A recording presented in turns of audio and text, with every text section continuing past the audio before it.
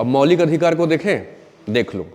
मौलिक अधिकार को शुरू करने से पहले मैं इसका एक परिचय बना दूं कि आखिर मौलिक अधिकार क्यों लिखा गया, इसको समझा जाए कि नहीं समझा जाए? समझा जाए। इस धरती पर टोटल कितने तरह के जीव जंतु हैं? 84 लाख तरह का जीव जंतु होता है। जैसे गाय, भैंस, कुत्ता, बिल्ली, ऐसे अगर सभी को गिन लो, चिट्टी, मछली, तो ऐसे सब मिला लोगे ना तो धरती पर 84 लाख तरह का जीव जंतु है। उसमें से एक जीव जंतु ऐसा है, कौन? मानव। 84 लाख में एक मानव जो है वो सर्वश्रेष्ठ जीव जंतु है। मानव एक ऐसा जानवर है जो इस धरती पर सबसे क्या है? श्रेष्ठ है। मानव को बायोलॉजी में जानवर ही कहा गया है, एनिमल ही कहा गया है, लेकिन उसका नाम सभी से अलग क्यों किया गया, इसके पीछे तर्क समझिएगा। 84 लाख जीव जंतु में मानव श्रेष्ठ जीव जंतु क्यों है? उसका एक ही कारण है, क्योंकि मानव के पास समाज होता है। जैसे आप लोग देखते हो, अगर आप लोग कोई भी गलत काम करते हो, कोई देख लेता है तो आप डरते हो कि घर में बता देगा। लेकिन अगर मानव को छोड़ दो तो कोई और जीव जंतु के अंदर में ऐसा भाव है क्या कि कोई देख लेगा तो बता देगा? क्यों नहीं डर है? क्योंकि उसके पास समाज नहीं है। मानव एक लौता जीव जंतु ऐसा है जिसके पास समाज है। और समाज क्यों है मानव के पास? क्योंकि मानव के पास एक क्या है? विकसित दिमाग है। मानव इतना ज्यादा सोचने वाला प्राणी है, मानव इतना ज्यादा सृजनशील प्राणी है कि उसने क्या किया? समाज बना लिया। नहीं तो 84 लाख जीव जंतु में एकलौता कौन है बताओ? मानव है, जिसके पास क्या होता है? समाज होता है। अब बोलोगे कि समाज होने से क्या होता है? समाज होने से व्यक्ति का समाजीकरण होता है। अब कहोगे समाजीकरण क्या होता है? एक ही चीज को समझा जाए। मानव के पास क्या होता है बताओ? सोसाइटी होता है, और सोसाइटी होने के कारण उसका सोशलिज्म होता है। अब कहोगे कि सोशलिज्म का मतलब क्या है, समाजीकरण का मतलब क्या है, ये समझिएगा। जैसे हम घर में पैदा हुए, तो जब हम लोग पैदा होते हैं तो हमें किसी चीज की ज्ञान होती है क्या? नहीं होती है। धीरे धीरे हम बड़ा होना शुरू होते हैं और समाज के तौर तरीकों को सीखते जाते हैं। तो सामाजिक तौर तरीके के सीखने की प्रक्रिया को समाजीकरण कहा जाता है। तो मानव के पास समाज है, इसीलिए मानव का क्या होता है? समाजीकरण होता है। समाजीकरण का मतलब क्या है? समाज के नियमों को सीखना, समाज के तौर तरीकों को सीखना। जैसे बड़ों को प्रणाम करना चाहिए, नहीं अगर शिक्षक रास्ते में मिल जाए तो गुड मॉर्निंग या गुड इवनिंग से अभिवादन करना चाहिए। ऐसा कहां से सीखे आप? समाज से सीखे। बाकी किसी जीव जंतु में देखे हो कि हमसे अगर बड़ा है तो उसको हम नमस्कार करें? नहीं, मानव के पास ही ये चीज है। क्यों है मानव के पास ये चीज? क्योंकि मानव के पास समाज है। मानव एकलौता प्राणी है जो समाज में रहता है। समाज में रहने के कारण उसका क्या होता है? समाजीकरण होता है। समाजीकरण का अर्थ क्या है? समाज के रीति रिवाज को सीखना, समाज के तौर तरीकों को सीखना। तो कहोगे समाजीकरण होने से क्या होता है? तो समाजीकरण होने से व्यक्ति के अंदर में विवेकशीलता आता है। विवेकशीलता समझते हैं? विवेकशीलता का मतलब होता है सूझबूझ। जैसे कोई भी आदमी अगर गलत काम करता है तो आप सोच समझ करके क्या कहते हो कि ये गलत है। तो जितना अच्छा हमारा समाजीकरण होगा उतनी अच्छी हमारी क्या होगी? सूझबूझ होगी, उतनी अच्छी सूझबूझ होगी। नहीं आई बात समझ में? अब जैसे मान लो कोई आदमी बहुत अच्छा परिवार में पैदा हुआ हो, उसको तुम किसी सड़क छाप के पास जाकर के शादी करने के लिए कहो, वो रेडी नहीं होगा। क्यों? क्योंकि उसकी समाजीकरण अगर अच्छी हुई है, अगर वो अच्छे से तौर तरीकों को सीखा है तो अपने लाइफ को भी कैसा चाहेगा? अच्छा चाहेगा। तो मानव के पास में समाजीकरण होने से मानव के अंदर क्या पैदा हो जाता है? सूझबूझ पैदा हो जाता है। मतलब सोचने समझने की शक्ति उसकी काफी बढ़ जाती है। जितनी ज्यादा सोचने समझने की शक्ति उसको क्या कहेंगे? विवेकशीलता। यानी इसके अंदर में विवेकशीलता काफी है। समझ रहे हैं? जैसे अभी फिलहाल देखा जाए तो सोचने समझने की क्षमता मेरे पास ज्यादा है कि आपके पास? मेरे पास। तो इसका मतलब मेरी विवेकशीलता, मेरा इंटेलेक्चुअल आपसे ज्यादा है, तभी तो मैं आपको पढ़ा पा रहा हूं। तो जितना ज्यादा आपकी समाजीकरण होगी, आपकी विवेकशीलता उतनी मजबूत होती चली जाएगी। नहीं समझ में आया? और जब व्यक्ति के अंदर में समझ बढ़ेगा तो व्यक्ति जीवन अच्छा चाहेगा कि बुरा चाहेगा? और अच्छा जीवन जीने के लिए क्या करेगा? वो कंपटीशन करेगा। जैसे यहां पर जितने भी आप लोग बच्चे बैठे हैं, क्यों बैठे हैं? यहां पर आप में किसी के साथ दोस्ती नहीं है, क्योंकि आप लोग जब सब इकट्ठा एग्जाम देने जाओगे तो वहां पर एक दूसरे का दुश्मन बन जाओगे। आप चाहोगे हमारा हो जाए, इसका ना हो, या कम से कम हमारा हो जाए इसके बाद इसका हो। कोई ऐसा आदमी है जो चाहेगा कि पहले इसका हो जाए फिर हमारा हो जाए? तो व्यक्ति के अंदर में विवेकशीलता होने के कारण भावना किसका आ जाता है? प्रतिस्पर्धा का। प्रतिस्पर्धा मतलब समझते हैं? कंपटीशन को ही हिंदी में प्रतिस्पर्धा बोलते हैं। कंपटीशन समझते हैं? कंपटीशन इंग्लिश शब्द है, उसको हिंदी में क्या कहते हैं? तो अब मानव एक दूसरे से कंपटीशन कर रहा है कि नहीं कर रहा है? क्यों कर रहा है? क्योंकि उसके पास विवेकशीलता है, सोच समझ है, और वो एक दूसरे से अच्छा लाइफ चाहता है। क्यों अच्छा लाइफ चाहता है? ताकि उसको समाज में ज्यादा से ज्यादा इज्जत चाहिए। अब जैसे मान लो मैं स्कूटी से चल रहा हूं, नहीं, और मान लो सलोनी जो है उसको ऑडी से आए, तो सोसाइटी ज्यादा किसको इज्जत करेगी? ऑडी वाले को। इसलिए लोग चाहते हैं कि ज्यादा से ज्यादा चीजें हमारी पास हो, उसके पास कम हो, मेरे पास ज्यादा हो, ताकि हमें प्रतिष्ठा ज्यादा मिले, हमें इज्जत समाज में ज्यादा मिले, इसे कम मिले।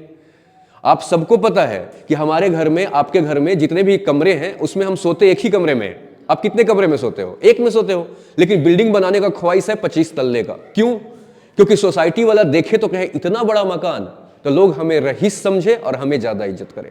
सोसाइटी में जो बड़ी बड़ी बिल्डिंग, बड़ी बड़ी कारें जो लोग खरीदते हैं, किस लिए खरीदते हैं? समाज में अपने प्रतिष्ठा को, गरिमा को दिखाने के लिए। और इसी चक्कर में क्या हो रहा है? कंपटीशन हो रहा है, प्रतिस्पर्धा हो रहा है। हर कोई चाह रहा है मेरे पास ज्यादा हो। लेकिन प्रतिस्पर्धा में हम भाग कब लेंगे बताओ? जैसे आज के 500-600 साल पहले, 1000 साल पहले सभी को कंपटीशन में भाग लेने का अधिकार था। यह पहले से तय था कि राजा का बेटा राजा। तो उस समय कंपटीशन होता था? नहीं, क्योंकि पहले से ही फिक्स रहता था कि राजा साहब का बेटा ही राजा बनेगा। तो पहले कंपटीशन क्यों नहीं था? क्योंकि लोगों के पास अधिकार राजा बनने का नहीं था। तो प्रतिस्पर्धा लोग कब करेगा? जब उसको अधिकार मिलेगा। जब अधिकार ही नहीं होगा तो कंपटीशन क्यों करेगा? इसलिए प्रतिस्पर्धा में मानव तभी भाग लेता है जब उसके पास क्या होता है बताओ? अधिकार होता है। समझ रहे हैं? तो अधिकार का कॉन्सेप्ट खुल गया। अधिकार क्यों चाहिए? क्योंकि मानव को प्रतिस्पर्धा करना है। क्यों प्रतिस्पर्धा करना है? ताकि अच्छा से अच्छा जिंदगी मानव को मिले। ऐसा मानव क्यों सोचता है? क्योंकि मानव विवेकशील है। मानव विवेकशील क्यों है? क्योंकि मानव का समाजीकरण हुआ है। मानव का समाजीकरण क्यों हुआ है? क्योंकि मानव एकलौता प्राणी है जिसके पास समाज है। समझ रहे हैं? इसीलिए अधिकार चाहिए मानव को, ताकि मानव उस अधिकार को यूज करके कंपटीशन में पास होकर ज्यादा से ज्यादा लाइफ में रिस्पेक्ट कमा सके। क्या मैं अपनी बात समझा पा रहा हूं? कैसा अधिकार चाहिए आप लोगों को? कि आज जैसे मान लो मोदी जी की सरकार है, तो मोदी जी ने आपको अधिकार दे दिया, और कल मान लो कि किसी और की सरकार आ जाए तो वो अधिकार आपका क्या करे? छीन ले। ऐसा अधिकार चाहिए क्या कि जब मन तब दिया, जब मन तब छीन लिया? नहीं। जैसे हम जब धरती पर पैदा हुए तो जिंदा रहने के लिए कुछ बेसिक राइट है, जैसे श्वास लेना, इसके बिना जिंदगी संभव है ही नहीं। समझ रहे हैं? सोना, इसके बिना जीवन संभव है नहीं। 10-15 दिन तक लगातार जाग जाओ, हालत खराब हो जाएगी। तो ये सब कैसी जरूरतें हैं? बेसिक जरूरत है, जिसके बिना जिंदगी चलेगी ही नहीं। इसलिए ये तो चाहिए ही चाहिए। लगता है नहीं समझ पा रहे हैं? ठीक उसी तरीके से जीवन में कुछ अधिकार ऐसे होते हैं जो चाहिए ही चाहिए, जिसके बिना प्रतिस्पर्धा हो ही नहीं सकता। तो उस अधिकार को क्या कहेंगे? बेसिक राइट, जो एकदम चाहिए और उसको कोई भी छीन ना सके। आज के डेट में हमारा सांस लेने का कोई अधिकार छीन सकता है? नहीं, क्योंकि हम तो फिर मर जाएंगे, वो हत्या कहलाएगा। इसलिए इस बेसिक अधिकार को आप नहीं छीन सकते किसी से। नहीं समझे? जैसे भाई मानो गाड़ी चलाने का, तो गाड़ी अगर नहीं भी चलाओगे तो बच जाओगे, वो बेसिक राइट नहीं है। तो पुलिस गाड़ी रोक देगी, लेकिन पुलिस किसी की भी कीमत पर आपको श्वास लेने से रोक नहीं सकती, वो बेसिक राइट है। और बेसिक राइट जो है वो ईश्वर का दिया हुआ राइट है, उसके साथ कोई छेड़छाड़ नहीं। उसी तरीके से वैसा ही कुछ राइट है जो बेसिक राइट है, जिसके बिना मानव का विकास संभव है ही नहीं। तो बेसिक राइट को शुद्ध हिंदी में क्या कहेंगे? मौलिक अधिकार। मौलिक का मतलब वही बेसिक राइट। तो बेसिक राइट कैसा राइट होना चाहिए? जो सरकार के कृपा पर नहीं, कि एक सरकार दे और दूसरा छीन ले। ये ऐसा राइट है जिसको सरकार की कोई भी ताकत हिला नहीं सकती। समझ रहे हैं? तो कैसा अधिकार चाहिए था हमें? मौलिक अधिकार चाहिए। मौलिक अधिकार क्या है समझ गए? मौलिक अधिकार वह अधिकार है जिसके उपयोगिता से व्यक्ति अपने जीवन में प्रतिस्पर्धा करके अच्छे से अच्छे लाइफ को प्राप्त कर सकता है। अगर व्यक्ति को मौलिक अधिकार नहीं दिया जाएगा तो व्यक्ति किसी भी कीमत पर नई प्रतिस्पर्धा में भाग नहीं लेगा, और नहीं लेगा तो हमारा देश की विकास क्या हो जाएगी? रुक जाएगी। इसलिए यह अधिकार सरकार के कृपा पर नहीं है, यह अधिकार आपके पास है, संविधान लिखने वालों ने आपको दे दिया है। समझ रहे हैं? अब आइए, सबसे पहली चीज तो हम यह समझे कि अधिकार होता क्या है। मौलिक अधिकार तो समझ गए, लेकिन उससे पहले आप यह भी समझिए तो कि अधिकार क्या होता है।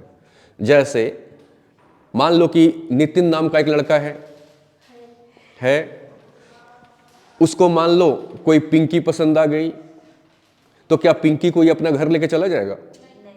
पिंकी के पापा आके इसका कान उखाड़ लेंगे। लेकिन पिंकी के पापा कुछ कंडीशन लगा दें कि बेटा तुम हमारी बिटिया को ले जाना, लेकिन हमारे कुछ कंडीशन है। क्या है अंकल जी कंडीशन? मतलब अंकल जी से पापा जी बनाने के लिए कौन सा कंडीशन पूरा करना पड़ेगा? तो ये कुछ कंडीशन वो बताएंगे। क्या कंडीशन बताएंगे?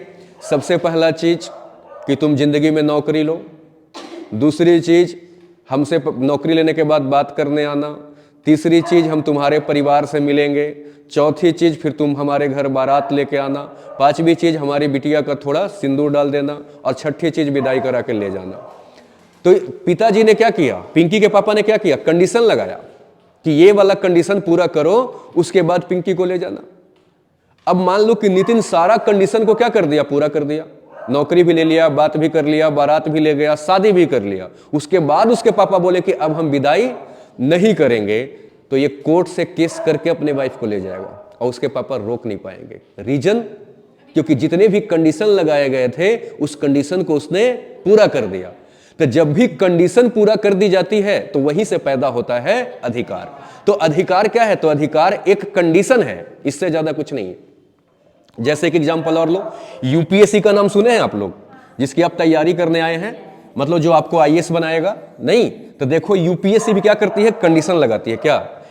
कि आईएएस बनने के लिए सबसे पहला कंडीशन यह है कि आपको ग्रेजुएट होना पड़ेगा। पहली कंडीशन क्या होना पड़ेगा? ग्रेजुएट। ये कंडीशन है ना, सरकार कंडीशन लगा रही है, ध्यान से देखो, ग्रेजुएट होना चाहिए। दूसरा कंडीशन क्या कह रहा है? दूसरा कंडीशन कह रहा है कि जब मैं फॉर्म निकालूं तो तुम्हें फॉर्म भी फिलअप करना पड़ेगा। अब ग्रेजुएट हो गया, तुमने फॉर्म ही नहीं भरा तो थोड़े आईएएस बन जाओगे। ये सरकार की कंडीशन है।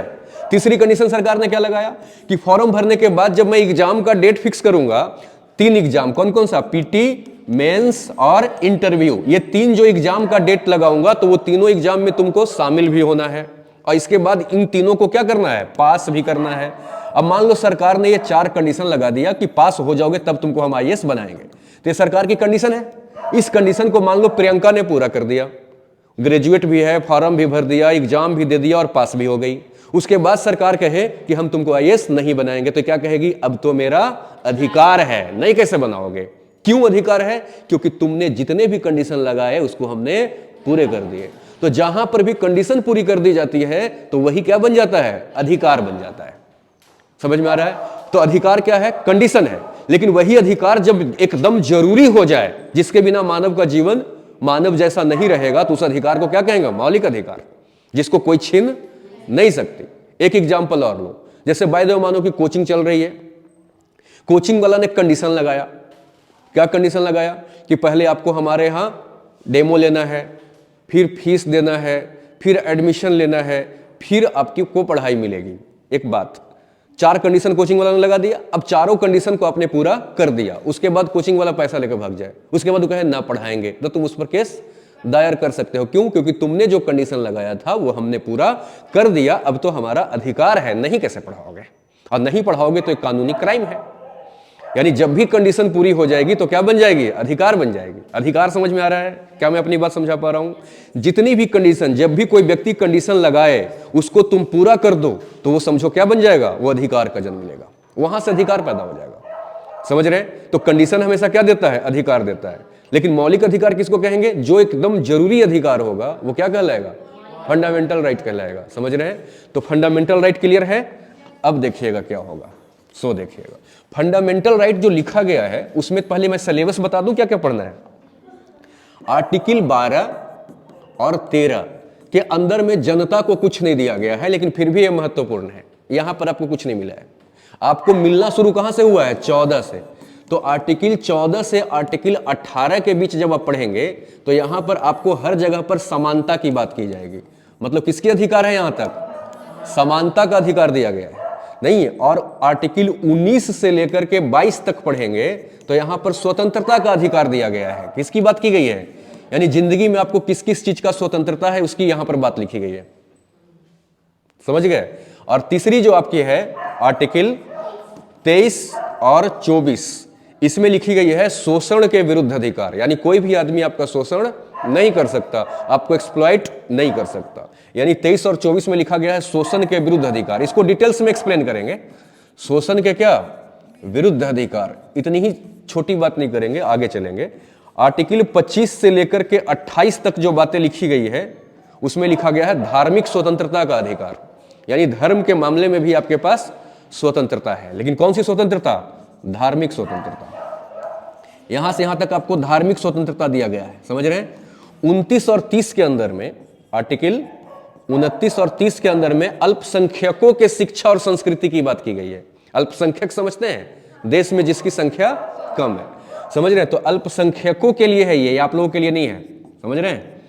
अल्पसंख्यकों के लिए कौन सा अधिकार? शिक्षा और संस्कृति का अधिकार। आर्टिकल 32 जो है वो बहुत इंपॉर्टेंट है, सबसे इंपॉर्टेंट इसमें यही है। आर्टिकल 32 में है संवैधानिक उपचार। इसका मतलब क्या है? सरकार अगर इन सभी चीजों से छेड़छाड़ करेगी ना, छीनने का प्रयास करेगी, तो आर्टिकल 32 बचाता है। यानी इसके तहत आप सीधा दिल्ली सुप्रीम कोर्ट जा करके और सरकार पे मुकदमा कर सकते हो, और सुप्रीम कोर्ट तुरंत सरकार का कान पकड़ के ऐंठेगी, ये क्या कर रहे हो। फंडामेंटल राइट्स को बचाने का काम कौन करेगी? Supreme court. और ये सुप्रीम कोर्ट में जाके सरकार पर भी केस करने का राइट आपको किसने दिया है? आर्टिकल 32 ने। यानी इसमें छीन छोड़ होगा तो आप क्या कर सकते हो? संवैधानिक उपचार। संवैधानिक उपचार मतलब समझते हैं? उपचार का मतलब क्या होता है? ट्रीटमेंट, इलाज। अगर इसमें कोई बीमारी पैदा करे सरकार, तो सुप्रीम कोर्ट क्या करेगी? इसका ट्रीटमेंट करेगी, समझ रहे हैं। संवैधानिक क्या? उपचार। बच्चे, उपचार मतलब ट्रीटमेंट। अगर कोई गड़बड़ी हो तो उसको ठीक कौन करेगी? सुप्रीम कोर्ट करेगी। और आर्टिकल 33 और 34 में भी आपको कुछ नहीं दिया गया है। आर्टिकल 33 और 34 में सेना और सीबीआई वालों के लिए लिखा गया है ना। तो वहां पर उनकी राइट कई बार क्या कर जाती है? छीनी जाती है। तो आर्टिकल 33 और 34 में दिया नहीं गया है, बल्कि फंडामेंटल राइट सस्पेंड किया गया है, छीना गया है। लेकिन वहां पे फंडामेंटल राइट किसका छीना गया है? सैनिक का, सीआरपीएफ का नहीं। तो आर्टिकल 33 और 34 के अंदर में क्या है बताओ? यहां पर संविधान को क्या किया गया है? मौलिक अधिकार को छीना जाता है। आगे एक एक का एक्सप्लेन करेंगे, समझ में आ जाएगा। और आर्टिकल 35 जो है वो राइट दिया गया है पार्लियामेंट को। आर्टिकल 35 किसको पावर मिल गया है? पार्लियामेंट को, संसद को, कि मौलिक अधिकार से संबंधित वो नियम कानून बना सकती है। मतलब इसमें को बर्बाद नहीं कर सकते, लेकिन और इसमें जोड़ सकती है। मतलब दे सकती है और ज्यादा, लेकिन कम नहीं कर सकती। तो ऐसा आर्टिकल 35 में कुछ राइट्स दिए गए हैं, समझ गए। तो अब एक एक करके चलें कि नहीं चलें? ये कुछ सिलेबस था। तो देखो 12-13 में आपको कुछ दिया गया है क्या? नहीं दिया गया है। दिया गया है? नहीं दिया गया है। तो देखो आर्टिकल 12 में क्या लिखा गया है, बस इसको समझना है, ये आपका है नहीं। आर्टिकल 12, लेकिन आर्टिकल 12 में पता क्या दिया गया है? राज्य का परिभाषा। राज्य किसको कहते हैं इसका परिभाषा कहां बताया गया है? आर्टिकल 12 में। तो आर्टिकल 12 जो है वो है राज्य की परिभाषा। राज्य की क्या? यानी डेफिनेशन ऑफ स्टेट। आप लोग को याद है मैंने राज्य का परिभाषा बताया था कि राज्य के पास 4 तत्व होता है। कौन कौन सा? हाँ, भूभाग, जनसंख्या, सरकार, संप्रभुता। अगर कोई व्यक्ति राज्य का परिभाषा पूछे तो ये चारों बात तब बताना। लेकिन अगर कोई पूछेगा कि से भाग 3 के अनुसार राज्य का परिभाषा बताओ, भाग 3 पढ़ रहे हैं ना, तो भाग 3 के अनुसार राज्य का परिभाषा अगर बताए तो आप वो वाला परिभाषा मत बताना। इसके लिए अलग परिभाषा लिखा है। देखिए क्या लिखा है आर्टिकल 12 में। सबसे पहला बात लिखा है, भाग 3 के अनुसार पूछेगा तब ये बताना कि वह भूभाग जिसके पास संसद हो, समझ रहे हैं, संसद और क्या? केंद्र सरकार। बताओ भारत के पास केंद्र सरकार है कि नहीं? और भारत में संसद है कि नहीं? संसद कहां है? दिल्ली में। भारत के पास में केंद्र सरकार है ना जी, मोदी जी क्या है? सेंट्रल गवर्नमेंट नहीं। और संसद क्या है? दिल्ली में आपका हो गया। तो पहली बात ये होना चाहिए। दूसरी बात क्या कह रहा है? विधानमंडल। विधानमंडल समझते हैं?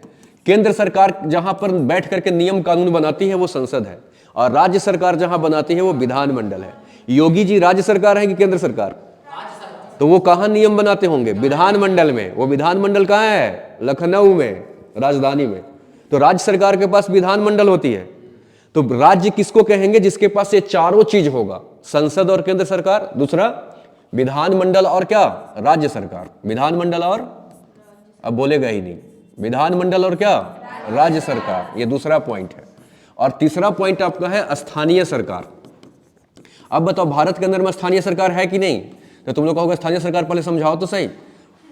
पंचायती राज और नगर निगम। नगर निगम और पंचायती राज, जो मुखिया प्रधान वगैरह जो बनते हैं, वो सब क्या कहलाते हैं? स्थानीय सरकार।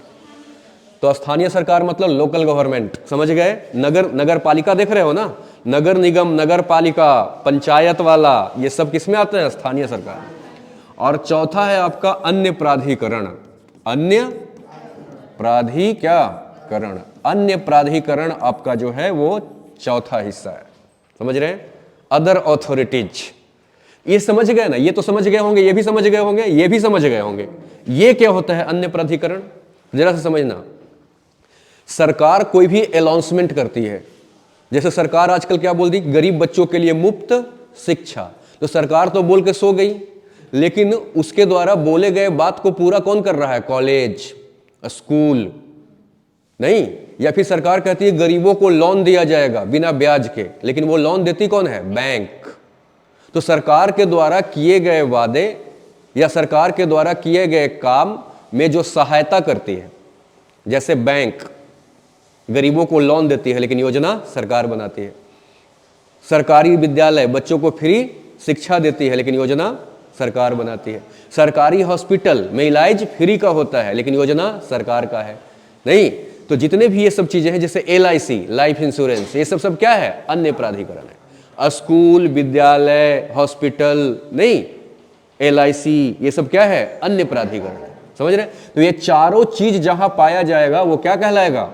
राज्य कहलाएगा। अब बताओ